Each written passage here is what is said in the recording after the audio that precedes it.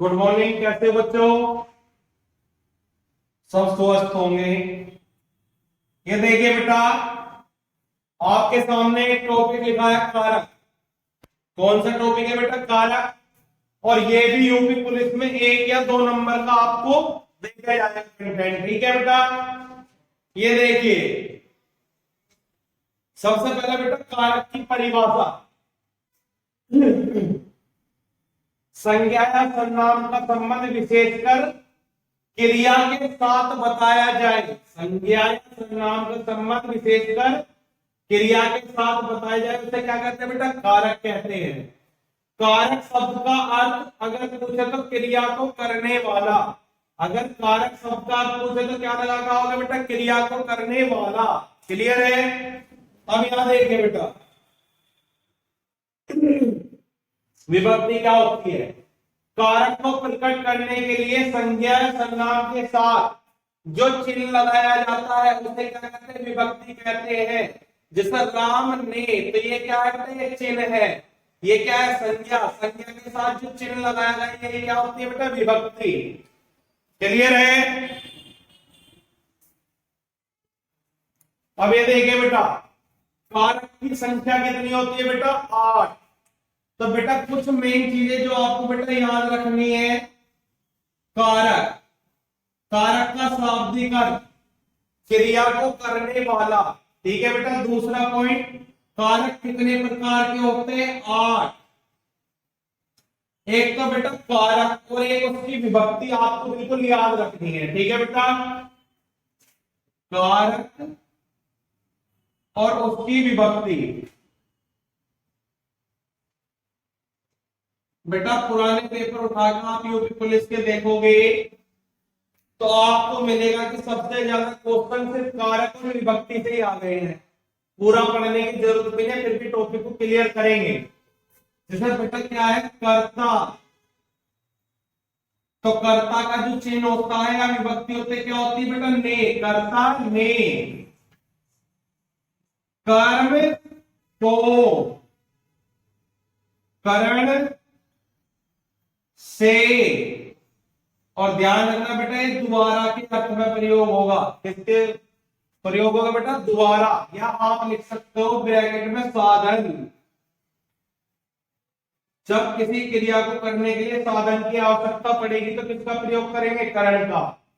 ठीक है बेटा? कर्ता ने कर्म को करण से संप्रदान।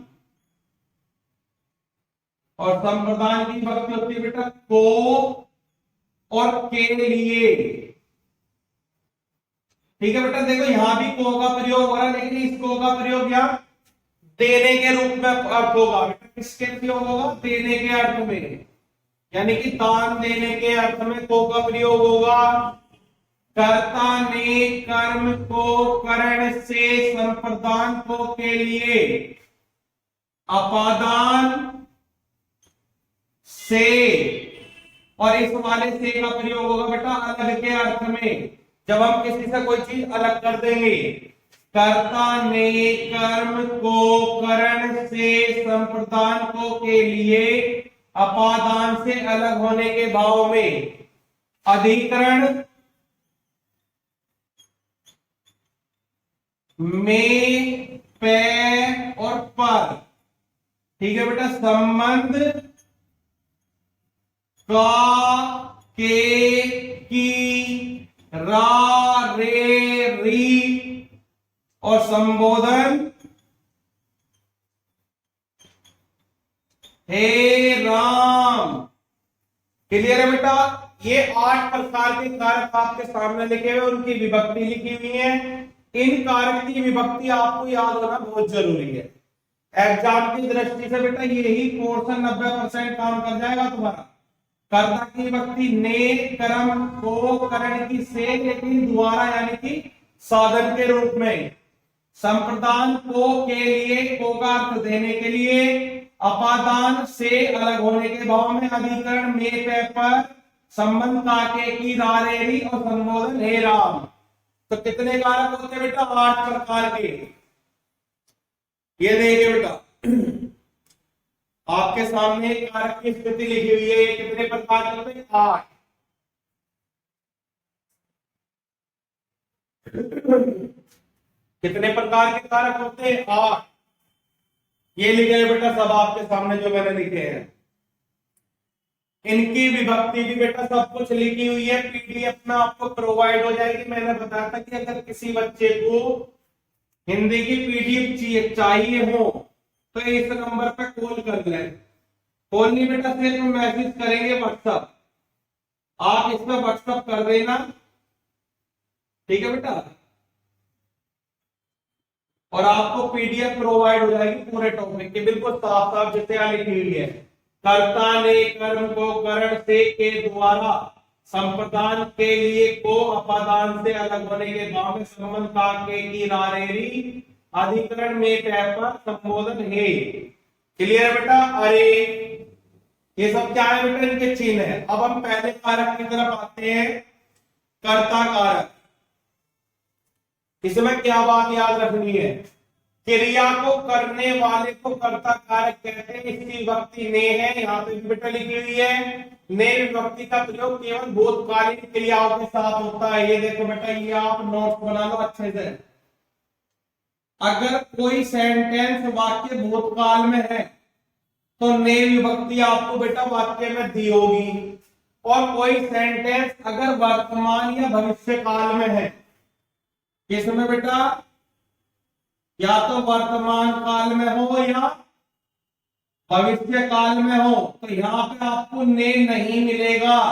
केवल किसमें मिलेगा? भूतकाल सेंटेंस या वाक्य में। क्रिया अगर अकर्मक हो तो वहां भी ने विभक्ति का प्रयोग नहीं होता। अकर्मक में भी बेटा ने विभक्ति नहीं लगती। कहां लगेगी? केवल भूतकाल में। क्लियर है? देखिए, जैसे राम ने पत्र लिखा, भविष्य काल का सेंटेंस है तो ने का प्रयोग किया हुआ है। पक्षी आसमान में उड़ता है, अकर्मक क्रिया, अकर्मक क्रिया के साथ ने नहीं है। सरिता गाना गाती है, वर्तमान काल सेंटेंस में ने नहीं लगता। कृष्ण नाचता है, यहां भी ने नहीं है। अब समझ में आ गया बेटा? अगर आपको बेटा वाक्य में ने दिया हुआ है तो आपके लिए समस्या आसान है। अगर आपको ने नहीं दिया हुआ तो ध्यान रखना वो वाक्य किसमें होगा? या तो वो वर्तमान काल में लिखा होगा जिसकी पहचान है ता ते ती, ठीक है बेटा, या फिर भविष्य में लिखा होगा गागेगी, या फिर क्रिया कैसी होगी? अकर्मक, जैसे पक्षी आसमान में उड़ता हो, उसका नेचुरल प्रोसेस है उड़ना, कोई बेटा कहना क्रिया नहीं है, ठीक है, एक तरीके से उसका भाव दिखा रहा है। समझ में आ गए चारों सेंटेंस? या तो ने मिलेगा किसके साथ? कर्ता के। ध्यान रखना, कर्ता सब्जेक्ट के तुरंत बाद ने होना चाहिए। जैसे बेटा कर्ता क्या है सेंटेंस में? राम, तो राम के तुरंत बाद विभक्ति होनी चाहिए। पक्षी आसमान में उड़ता है, इसमें ने नहीं लगेगा क्योंकि ये वर्तमान काल में है। लेकिन अगर आपको पता करना हो और कुछ समझ में ना आए तो बेटा किसी भी वाक्य को जब आप पढ़ोगे तो क्रिया से करता है तो क्वेश्चन करना किसने, क्या लगाओगे बेटा? इन सब का किस लगा लो, तो किसने, जैसे आप किसने क्वेश्चन करोगे ना, जैसे राम ने पत्र लिखा, आप क्रिया से सवाल करो किसने लिखा? राम ने लिखा। किसने लिखा? राम ने लिखा। पक्षी आसमान में उड़ता है, यहां पे क्वेश्चन करना कौन उड़ता है? क्वेश्चन करना कौन उड़ता है? पक्षी उड़ता है। सरिता गाना गाती है, क्रिया से पूछो कौन गाना गाती है, तो आपके सामने रिजल्ट क्या आएगा? सरिता। कृष्ण नाचता है, कौन नाचता है? कृष्ण नाचता है। तो बेटा जब भी आपके सामने कर्ता कारक की बात होगी और आपको समझ में ना आए वाक्य कैसा लगेगा, तो क्रिया से क्वेश्चन करेंगे। किससे क्वेश्चन करेंगे? क्रिया से। क्या क्वेश्चन करोगे? एक तो क्वेश्चन करोगे किसने, और एक करोगे आप बेटा कौन, तो आपका सवाल का आंसर आ जाएगा। अगर ये क्वेश्चन करने से आपका आंसर आ रहा है तो कौन सा कारक होगा? कर्ता। क्लियर है बेटा? नेक्स्ट बढ़े, ये देखिए बेटा कर्म कारक।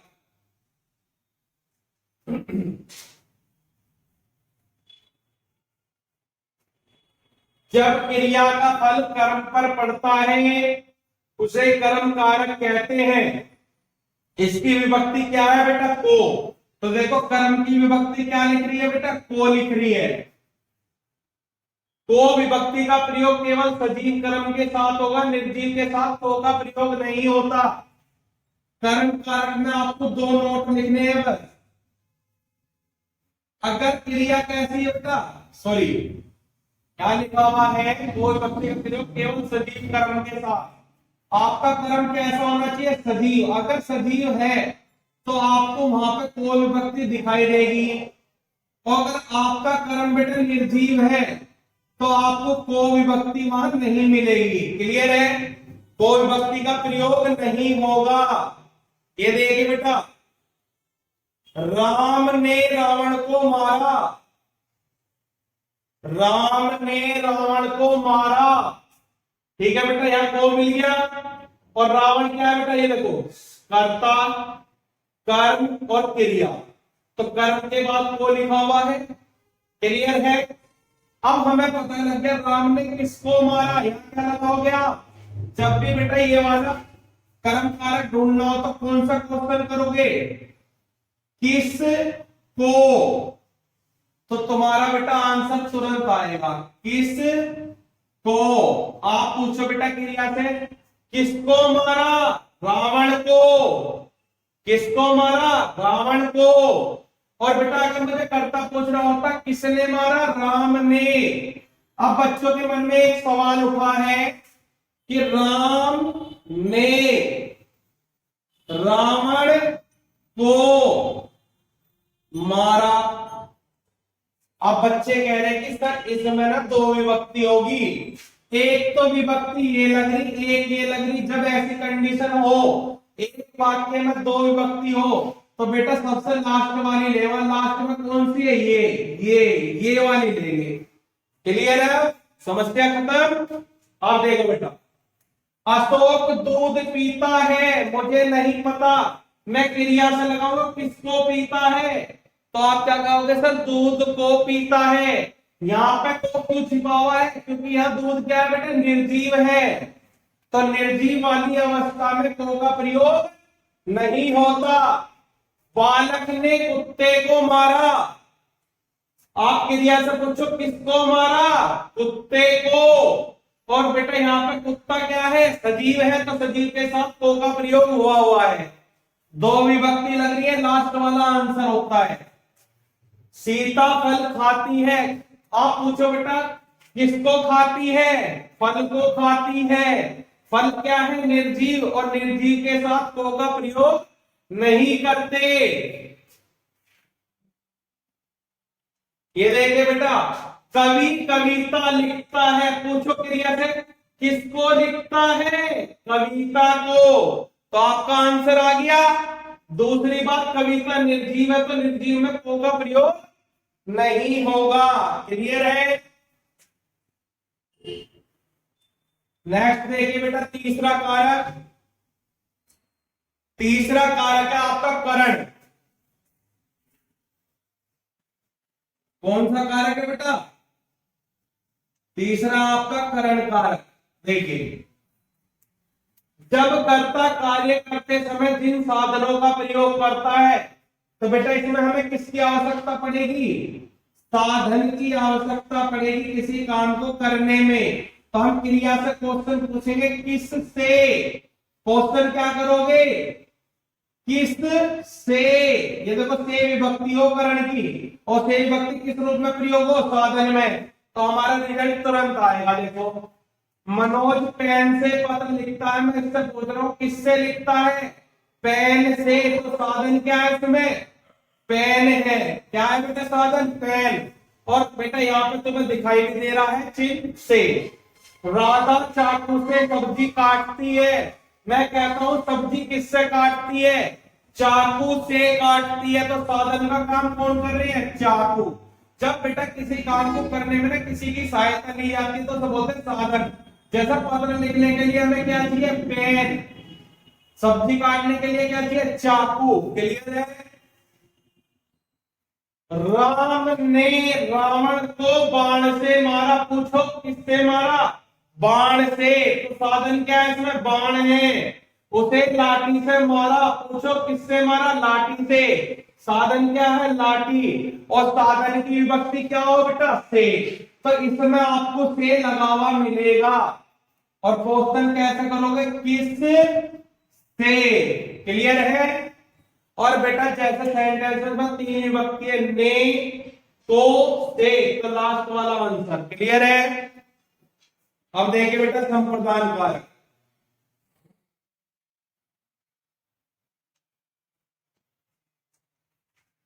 फोर्थ है बेटा आपका संप्रदान कारक।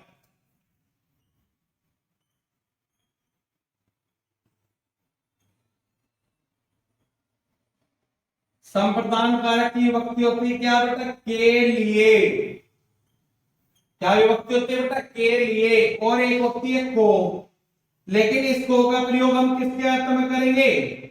देने के अर्थ में। देखिए बेटा संप्रदान शब्द का अर्थ है देना। जब कर्ता दूसरों के लिए क्रिया करता है तो उसे संप्रदान कारक कहते हैं। इसकी विभक्ति क्या होती है बेटा? के लिए। जब हम दूसरों के लिए काम करेंगे तो विभक्ति कौन सी प्रयोग होगी? के लिए। और देने के अर्थ में कौन सी विभक्ति होगी? को। तो को विभक्ति का प्रयोग जब वाक्य में दो कर्म होते हैं वहां किया जाता है, अर्थात देने के अर्थ में को विभक्ति का प्रयोग करते हैं। और संप्रदान की विभक्ति होती क्या है बेटा? मेनली के लिए। लेकिन यो के लिए कब प्रयोग करोगे? जब दूसरे के लिए कार्य होगा। और को का प्रयोग कब करोगे? जब कोई चीज देने के अर्थ में। क्लियर है?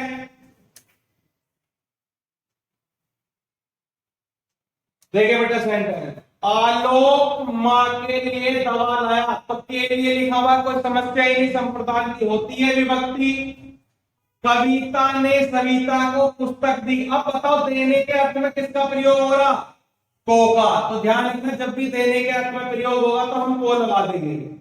और बेटा जब क्या नाम है किसी दूसरे के लिए कार्य करेंगे तो के लिए लगा देंगे।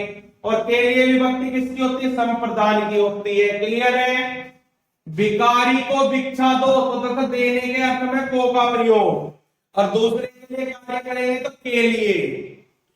क्या देंगे बेटा? घर के लिए सामान लाओ तो यहाँ के लिए लिख रहा है, कोई समस्या ही नहीं है। क्लियर है बेटा?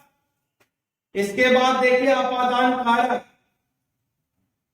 और ध्यान रखना बेटा इस कारक को मैं स्टार बना रहा हूं आप लोगों के लिए। ये मेरी तरफ से मान लो एग्जाम में आने वाला कारक है और ये 100% यही आएगा, अपादान कारक। और पुराने पेपर उठाकर देखोगे तो बेटा जितने भी सेट है सब में इसका क्वेश्चन आ चुका है। अपादान कारक की विभक्ति होती है बेटा से। लेकिन इस से का प्रयोग हम किस अर्थ में करेंगे? अलग होने के अर्थ में। किस अर्थ में प्रयोग करेंगे बेटा? अलग होने के अर्थ में करेंगे, अलग होने के। क्लियर है? और यहाँ वाला जो से का प्रयोग कर रहे थे तो बेटा यहाँ किसके लिए? साधन के लिए। क्लियर है? देखो यहाँ लिखा हुआ है जब एक वस्तु दूसरी वस्तु अलग होने का भाव प्रकट करते तो उसका अपादान कारक कहते हैं। इसकी विभक्ति क्या है? से, अलग होने के भाव में। कैसे बेटा? इसके सेंटेंस लिख देता हूं मैं कुछ आपके लिए। सवार घोड़े से गिरा। तो आप बताओ सवार अगर घोड़े से गिर रहा है तो क्या सवार घोड़े से अलग नहीं होगा? सवार गिरा है घोड़े से तो सवार घोड़े से गिरा तो सवार घोड़े से अलग हो गया। मैं आपसे कहता हूं चूहा बिल से निकला। तो तुम बताओ जब चूहा बिल से निकलेगा क्या चूहा बिल से अलग नहीं हो जाएगा? अलग हो जाएगा।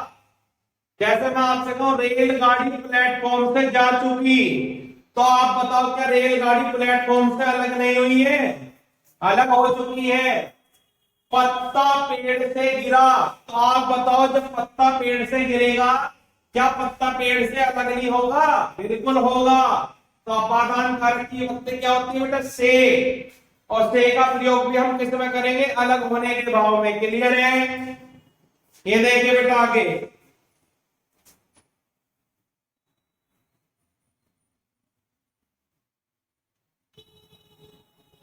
गंगा हिमालय से निकलती है। तो आप बताओ, जब गंगा हिमालय से निकलेगी, क्या गंगा हिमालय से अलग नहीं हो जाएगी? बिल्कुल हो जाएगी। इसी अलग होने के भाव में हम से का प्रयोग कर रहे हैं। पेड़ से पत्ता गिरता है, क्या पेड़ से पत्ता अलग नहीं हो रहा है? बिल्कुल हो रहा है। से का प्रयोग अलग होने के भाव में। बालक घर से स्कूल जाते हैं, जब बालक घर से स्कूल जाते हैं, क्या बेटा वे घर से अलग नहीं हो जाते? तो से का प्रयोग हम अलग होने के भाव में। लोग गांव से शहर जाते हैं, लोग गांव से शहर जाते हैं, तो आप बताओ बेटा, जब लोग गांव से शहर में जाएंगे तो क्या बेटा वे अलग नहीं हो जाएंगे? तो से का प्रयोग अलग होने के भाव में। क्लियर है बेटा? और भी बेटा बहुत सारा अपादान कारक देखो, कभी भी अगर तुलना का भाव आ जाए तो ध्यान रखना बेटा, वहां भी अपादान ही हो। क्लियर है? डर का भाव आ जाए, भय का भाव आ जाए, सम्मान का भाव आ जाए, घृणा का भाव आ जाए, और बेटा आपका एक और है लज्जा का भाव आ जाए। ये सब क्या है बेटा? ये सब अपादान है, या कहीं प्रारंभ होने की स्थिति हो। सब देखिए यहाँ पर, अशोक रमेश से अच्छा है, तुलना होगी तो तुलना में भी अपादान। बालक शेर से डरता है, भय का भाव, तो भी अपादान। बालक मेहमानों से शर्माते हैं, तो यहाँ लज्जा का भाव। छात्र गुरु से पढ़ते हैं ज्ञान की बात। कल से तुम्हारी परीक्षा है, यानी कि प्रारंभ होने का जो स्थिति होती है वो भी अपादान की होती है। क्लियर है बेटा? ये देखिए बेटा, नेक्स्ट संबंध कारक। और संबंध कारक की विभक्ति क्या होती है बेटा? संबंध कारक की विभक्ति होती है का, के, की, रा, रे, री। ये विभक्ति बेटा जब भी किसी के साथ जुड़ती है संबंध को दर्शाती है। जब संज्ञा या सर्वनाम का संबंध दूसरी संज्ञा या सर्वनाम के साथ बताया जाए उसे संबंध कारक कहते हैं। जैसे सोहन मोहन का भाई है, का लग गया? मेरी कॉपी कहाँ है? मेरी में री लग गया। तो बेटा मेरी कॉपी कहाँ है? कॉपी का संबंध किससे? मेरी से। सोहन मोहन का भाई, सोहन का संबंध मोहन से। क्लियर है बेटा? संबंध कारक ये आसानी होते हैं बेटा, इनकी तो विभक्ति से ही काम चल जाता है। क्लियर है? 7 नंबर पर देखो बेटा, अधिकरण कारक। ये भी मोस्ट इंपोर्टेंट की श्रेणी में डालना। 7वें नंबर पे क्या है बेटा? अधिकरण। अधिकरण कारक की विभक्ति क्या होती है बेटा? में, पे, पर। क्लियर है बेटा? दूसरी बात एक नोट लिखना, अधिकरण का मतलब जब हम किसी वस्तु पर अधिकार कर लेते हैं तो वह कौन सा कारक था? अधिकरण। जैसे जब क्रिया अपना आधार प्रकट करती है अर्थात स्थान बताती है उसे अधिकरण कारक कहते हैं। पेड़ पर पक्षी बैठे हैं, पर आ गया, मेज पर कुश्ती रखी है, पर आ गया, सरिता गाड़ी में बैठी है, मैं आ गया। तो में, पे, पर जहां भी दिखाई देंगे अधिकरण कारक। दूसरी बात, आप बताओ अगर पेड़ पर पक्षी बैठे हैं तो क्या पेड़ का पक्षी, पेड़ों पर जो पक्षी का अधिकार नहीं है क्या? है बेटा? पक्षी क्या कर रहा? पेड़ पर अपना अधिकार कर रहा, जब बैठ रहा उस पे। मेज पर पुस्तक रखी है, मेज पर पुस्तक रखी है, पुस्तक ने मेज पे क्या कर लिया? अधिकार। सरिता गाड़ी में बैठी है, यानी कि सरिता गाड़ी में बैठी, यानी कि गाड़ी पर सरिता का अधिकार है। क्लियर है? जैसे मैं आपसे बोलता हूँ राजा सिंहासन पर बैठा है, तो इसका क्या मतलब बेटा? राजा का अधिकार किस पे हो गया? सिंहासन पर हो गया। क्लियर है बेटा? नेक्स्ट कारक देखो बेटा, संबोधन। ये भी इंपोर्टेंट है, संबोधन कारक। संबोधन का अर्थ होता है बेटा जब हम किसी को बुलाते हैं, पुकारते हैं, तो वह कौन सा कारक होता है? संबंध। और उसकी विभक्ति क्या होती है बेटा? हे, अरे, अजी। और बेटा ये वाला चिन्ह जो एक्सक्लेमेटरी चिन्ह जो बोलते हो तुम इसे, आश्चर्यजनक वाला, ये भी इसमें मिलेगा। जब किसी को बुलाया जाता है या पुकारा जाता है उसे संबोधन कारक कहते हैं। जिससे बेटा लिखा, अरे मोहन, एक्सक्लेमेटरी चिन्ह, इधर आओ, बुलाने के अर्थ में। हे भगवान एक्सक्लेमेटरी चिन्ह हमारी रक्षा करो, अच्छी सुनते हो। तो ये सब क्या है बेटा, ये किसी को बुलाने के अर्थ में प्रयोग होते हैं। क्लियर है बेटा। अगर आपको कुछ ना समझ में आए तो यहाँ पे एक ट्रिक मैंने बताई है, विभक्ति से पहले कौन और किसका प्रयोग आप क्रिया से पूछना। कौन सा क्वेश्चन, कौन या किससे, क्रिया से पूछना किसको, क्रिया से पूछना किससे, क्रिया से पूछना किसको, क्रिया से पूछना किससे, क्रिया किस में किसका। तो यहाँ किस लगा देने से ही विभक्ति का आपको पता लग जाएगा कि क्या कहना चाह रहा है। क्लियर है बेटा। सभी बच्चों के कमेंट देखे बेटा हिंदी के लिए, और सभी बच्चों ने बोला भी है कि सर प्लीज आप हिंदी पूरी करा देना, हमें नीड है हिंदी सब्जेक्ट की। और आप जो बच्चे बोल रहे हैं कि सर आप काफी अच्छे तरीके से एक्सप्लेन करते हो, बहुत सरल भाषा में, ना ज्यादा डेफिनेशन को देखते सिर्फ अपनी भाषा में पढ़ा देते हो, तो बेटा उनके लिए थैंक्स। ठीक है, और आपकी बेटा कंप्लीट हिंदी में कराऊंगा कांस्टेबल की। ठीक है, बस आप अच्छे से नोट्स बना लेना, और किसी को अगर पीडीएफ चाहिए तो इस नंबर पर आप बेटा मैसेज कर देना, मैं उस बच्चे को पीडीएफ प्रोवाइड करा दूंगा। ठीक है बेटा। अब आप सब लोग अपना ध्यान रखिए बेटा, अच्छे से पढ़िए।